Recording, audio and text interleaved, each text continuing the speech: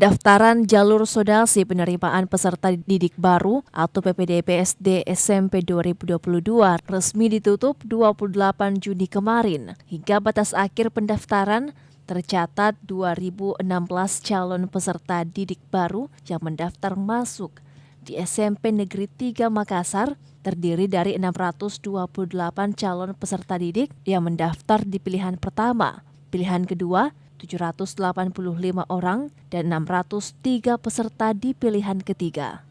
Kota SMP Negeri 3 Makassar untuk jalur zonasi dan non-zonasi 230 peserta didik dengan jumlah 10 ruang belajar, masing-masing ruang belajar diisi 32 siswa. Kepala SMP Negeri 3 Makassar, Kaswadi menjelaskan selama proses pendaftaran PPDB, jalur zonasi berlangsung, titik koordinat paling banyak dikeluhkan calon orang tua siswa sehingga operator sekolah memberi kebijakan dengan membantu merubah titik koordinat sesuai dengan alamat calon peserta didik di kartu keluarga. Maka kalau ditemukan ada yang memang tidak sesuai alamatnya, itu bisa dibantu untuk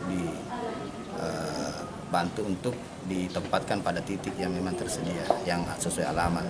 Tetapi itu melalui persetujuan orang tua pendaftar. Disampaikan melalui aplikasi bahwa titik koordinat tidak sesuai dengan alamat, maka disampaikan. Ya, jadi kalau ada begitu itu bisa dibantu itu dengan sepengetahuan dan permohonan dari pendaftar. Karena memang ada beberapa yang ternyata titik koordinat yang ada di aplikasi PPDB itu tidak sesuai. Nah, itu setelah dideteksi ternyata ditemukan bahwa memang titiknya jauh, bukan di alamat sesuai KK. Kaswadi menambahkan, ribuan calon peserta didik juga tidak lolos verifikasi di SMP Negeri 3 Makassar. Hal ini karena tidak memenuhi syarat seperti titik koordinat jauh dari alamat, kartu keluarga terbit belum genap setahun, serta beberapa syarat lainnya. Ira, Fajar TV dan Fajar Radio melaporkan.